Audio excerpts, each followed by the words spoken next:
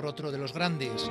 Bienvenidos a la hora cultural. Estamos en directo, preguntas que hemos dejado en el aire y que vamos a responder inmediatamente.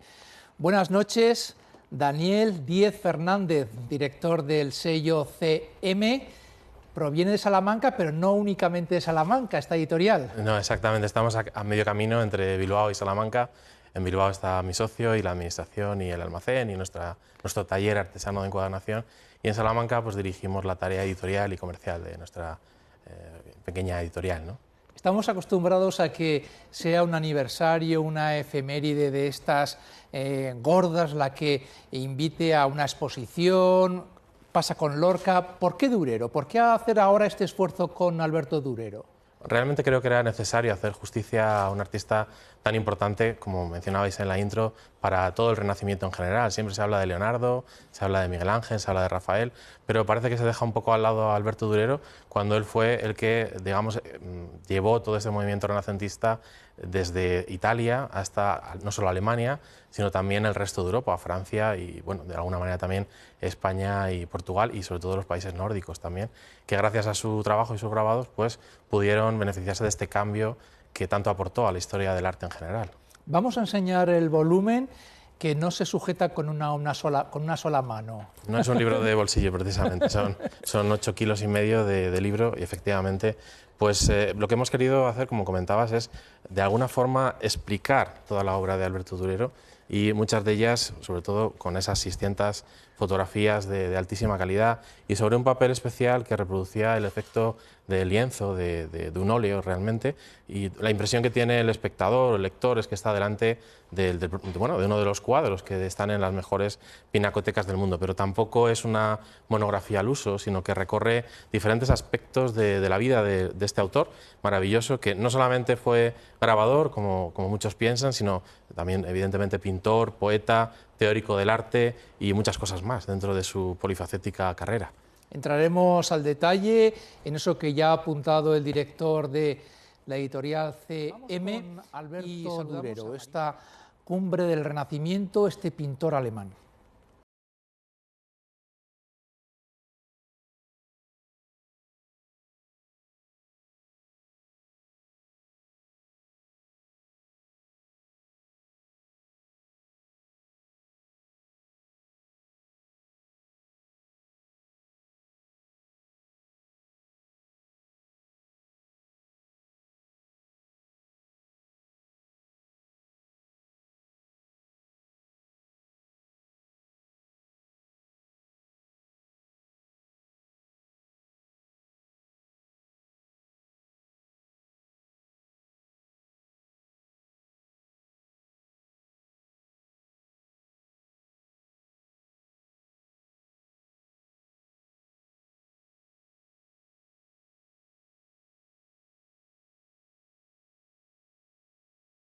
Y que después también siguieron su huella.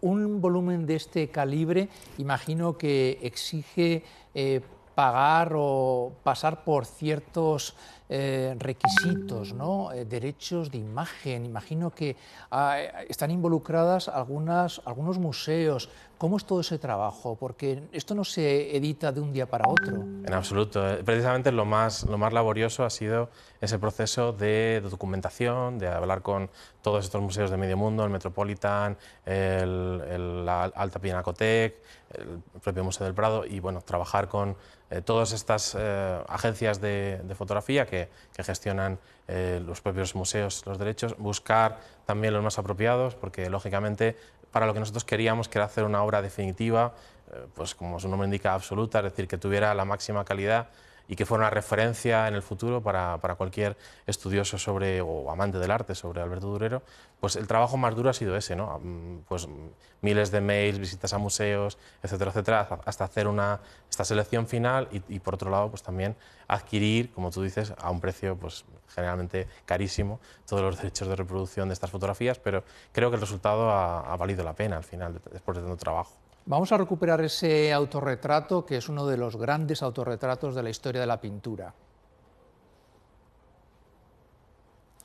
Está en el Museo del Prado. ¿Cómo es Alberto Durero, su personalidad? Siempre se habla de la flema que tenía Velázquez, ¿no? O se habla de otros pintores con un carácter iracundo. ¿Cómo es? Caravaggio, que era medio canalla, genio. ¿Cómo es Durero? Alberto Durero es una estrella del rock, directamente, ¿no? Es decir, es el primer artista, digamos, occidental que se autorretrata. Eso ya dice mucho de su personalidad, pero no lo hace una vez, porque después es normal que todos los artistas quieran dejar constancia de su paso por el mundo, digamos, y dejen pues algún autorretrato. Pero es que Durero lo hace constantemente, o sea, cada 3 o 4 años hace un autorretrato y además, por ejemplo, en el del Prado tiene una inscripción que dice soy Alberto Durero, pintor, y lo hice cuando tenía 26 años, como diciendo voy sobradísimo que he hecho esta obra de arte con 26 años, ¿no? Porque claro, antes de los 30 años era un artista absolutamente conocido en toda Europa. Eso no había pasado nunca. ¿Por qué? Porque hasta esa época los artistas en la Edad Media, pues los miniaturistas y demás, eran artesanos, es decir, tenían el mismo nivel que un alfarero, por ejemplo, o que cualquier otro artesano, ¿no? O un orfebre. Pero en este caso, él, después de ir a Italia, se da cuenta cómo tratan allí a los artistas, que son reverenciados, pues como decíamos, como si fueran estrellas del rock. Y él quiere eso. Entonces, cuando vuelve a Alemania, pues decide que quiere que le sigan tratando pues, como una estrella, ¿no? Porque dice, me invitan, él dice, en sus diarios personales, dice, aquí me tratan pues, como si fuera pues eso, ¿no? un señor, ¿no? Y él, de hecho, se refleja en el autorretrato no con ropa de calle, se refleja con ropa de todo un señor, con su melena, digamos, al viento. Es decir, la forma que él quiere pasar a la historia es como pues, una estrella. Realmente, ¿no? Un poco narcisista, podríamos decir, y también muy inteligente, muy preocupado del dinero, podríamos decir eso también, porque en el diario él va anotando absolutamente todos los gastos, todo lo que ingresa, pero ocurre una cosa muy interesante, que es que inventa el copyright. Está cansado de que los italianos, sobre todo, copien sus diseños y los hagan pasar por propios, porque circulaban sus grabados, y entonces le pide al emperador Maximiliano que le autorice a poner en su segundo libro, que es La Pasión de Cristo, pues un pequeño texto en el que dice que cualquiera que copie un diseño de él va a ser perseguido por la ley. Así que es el primer copyright que se conoce de la historia. Un hombre que tenía muy clara su valía. Mientras contaba cómo se pinta Durero, cómo se autorretrata, me venía a la cabeza Rembrandt, por ejemplo, al final de su vida, ¿no? Se autorretrata de una forma completamente diferente, no le importa que veamos al anciano con una ropa más sencilla, con la verdad por delante. Vamos con algo que está muy presente en este libro que ha publicado el sello CM y que dirige Daniel Díez Fernández. Esta es una exposición de la Biblioteca Nacional, sus grabados, los grabados están muy presentes en vuestra edición. Sí, prácticamente recopilamos todos los grabados importantes. Concretamente con la Biblioteca Nacional ya habíamos hecho un trabajo previo con el equipo de la Sala Goya de selección de los grabados más importantes, pero finalmente han entrado casi todos los grabados que él hizo, que es lo que le dio fama, porque al final el grabado tenía la ventaja sobre un cuadro, que es un cuadro solamente hay un ejemplar, y por tanto, en aquella época sobre todo, el conocimiento de un artista era muy limitado de quién lo había hecho, ¿no? Sin embargo, el grabado llegó a todas partes de Europa porque se imprimían cientos de ejemplares hasta que digamos, la plancha se quedaba inútil. Y una cosa muy interesante es que él se preocupó mucho de firmar cada grabado, entonces inventó pues ese anagrama con la A y la D dentro. Además se ve la evolución en los distintos grabados. Los primeros va buscando lo que ahora llamaríamos un logotipo, que permitía que cualquier persona enseguida lo identificara con él, con su propia marca. Así que también creó una marca personal. Vamos a recuperar una historia de uno de esos grabados. ¿Qué estamos viendo?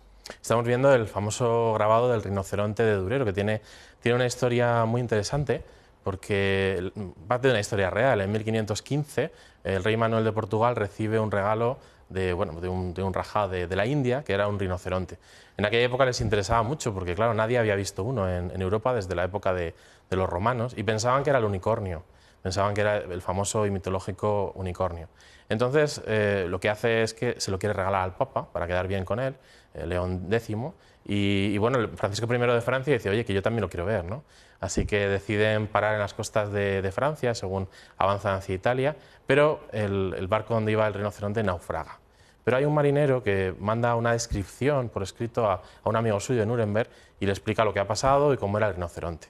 Así que de oídas, simplemente por la descripción que se hace en esa carta y por un boceto que hizo por otro lado otra persona, Durero hace un grabado, primero un dibujo, después un grabado, que ha pasado a la historia, porque es la representación animal que más ha influido en la historia del arte. Dalí mismo hizo después esculturas del rinoceronte de Durero, idénticas al rinoceronte de Durero, y durante 3 siglos la imagen que cualquier persona tenía de un rinoceronte era la del grabado de Durero. Bueno, enseguida volveremos a este volumen, la obra completa Absolute Durero de CM. Tenemos que recuperar, quiero ver cómo ha quedado el rinoceronte en el volumen, y luego además vamos a contar algo muy curioso de la editorial de Daniel Díez. Han publicado el papiro de Ani. ¿Qué será eso del papiro de Ani? Además tenemos imágenes muy buenas que grabaron voz y recuperamos eso que teníamos, la impresión, los detalles. Antes nos has comentado la calidad del papel que simula el lienzo. ¿Ante qué reto técnico os enfrentáis vosotros? Pues sobre todo, y en ese sentido nos ha beneficiado mucho la tecnología, el hecho de que la resolución de las fotos sea la más intensa, ¿no? La más adecuada para lo que estamos haciendo, ¿no? Y en ese caso, pues sí que es cierto que afortunadamente... Vamos a ir pasando el libro para que se vea. No solamente decíamos, no solamente hay grabados, sino que lógicamente todos los cuadros que hizo Durero, que pudieron haber sido más, lo que pasa que parece ser que su mujer no le dejaba pintar, sino que porque decía que era más lucrativo hacer grabados porque se vendían más, ¿no? Y eran más cantidad por el mismo esfuerzo, ¿no? Todas esas anécdotas las contáis en el libro. Sí, por supuesto, porque además hemos incorporado, pues por primera vez realmente, dentro del texto, además van las citas y los extractos del diario personal de Durero, van en otro color, en cada uno de los capítulos va en un color diferente, extractos que nos habla directamente él, ¿no? Entonces es como si el autor nos estuviera hablando directamente a nosotros y nos contara todas estas cosas, ¿no? Desde este, bueno, matrimonio que fue de conveniencia, porque venía de una familia humilde, y bueno, era un requisito el poder tener dinero para dedicarse a lo que le gustaba, que era pintar y hacer grabados, y no dedicarse pues al oficio que tenía su padre, que era un inmigrante de origen húngaro en Alemania, ¿no? Y bueno, pues por otro lado, pues todas estas cosas que, como decimos, afortunadamente las tenemos presentes en estas reflexiones que él propiamente hace en su diario, y lógicamente también de otros muchos textos de la época de donde podemos obtener información. Por ejemplo, cartas. Él también tuvo correspondencia y contacto pues con Bellini, con Leonardo da Vinci, Tiziano, Rafael, pues fueron grandes admiradores de él, y lo dijeron. El propio Dalí creció precisamente, hablando del rinoceronte, desde los 9 años Dalí se obsesionó con el rinoceronte porque tenía una copia del grabado de Durero en su habitación. Así que influyó muchísimo, luego en Picasso, en Goya, en otros muchos artistas. Dalí se obsesionó con Durero, como se obsesionó también por Rafael, ¿no? Tenía también, ahí autores en los que se miraba y de los que aprendía muchísimo. Veamos algo muy rápido. Tengo esto aquí delante. ¿Qué es esto del papiro de Ani? Pues Por cierto, al espectador hay que contarle que la tirada de este volumen son 999 ejemplares, si no me equivoco, Daniel. Exactamente. El precio no lo voy a contar porque no es elegante. Hablar de dinero no es elegante. Es un precio bastante más asequible de lo que se pueden imaginar muchos, pero la tirada son casi 1000 ejemplares, ¿no? Exacto, es una edición limitada de 999 ejemplares, ¿no? ¿Qué tengo aquí delante? ¿Qué es esto del papiro de Ani? Pues el papiro de Ani es una obra que hemos realizado también recientemente, y es el texto por excelencia funerario de la cultura egipcia, ¿no? Es el original, hay uno solamente, del papiro de Ani, está conservado en el Museo Británico. Nosotros hemos hecho una edición también facsímil de 1000 ejemplares, ¿no? Y contiene pues realmente muchísima información sobre la forma de pensar y las creencias que tenía esta cultura que estuvo más de 3000 años dominando parte del planeta y que tanto ha influido después en todas las demás civilizaciones. El espectador estará pensando que vuestra editorial, además de divulgar, lo que trabaja mucho es el libro como objeto, ¿no? Que sea una pieza, si no un libro de artista, que sea una pieza única. Exacto, en este caso es una edición facsímil, es decir, es una edición idéntica al original. Eso permite varias cosas. Por un lado, pues como decimos, dentro de lo que es el libro objeto, permitir que 1000 coleccionistas o universidades o instituciones de todo el mundo tengan este ejemplar, no solamente como objeto, sino también como un elemento que les permite seguir estudiando, puesto que no solamente aquellos que tienen el original tienen acceso directo a él, ¿no? Pero al ser copias idénticas, pues permite también que haya nuevas investigaciones. Aunque si bien es cierto que en los coleccionistas particulares es también el deseo de poseerlo y de Daniel disfrutarlo. Díez Fernández, algo que se nos deja en el tintero, muchas cosas. Pero... Siempre, evidentemente, pero bueno, gracias también por estar aquí. Un placer, por supuesto. Gracias por traernos Absolut Durero. Gracias a los dos. Bueno, pues nos emplazamos ya hasta mañana con la Hora Cervantes. Gracias por acompañarnos. Se van los segadores en busca de la espiga, se llevan los corazones de las muchachas que miran, abrir puertas y ventanas, las que vivían en el pueblo. El segador pide rosas para adornar su sombrero. Ya se van los segadores en busca de la espiga, se llevan los corazones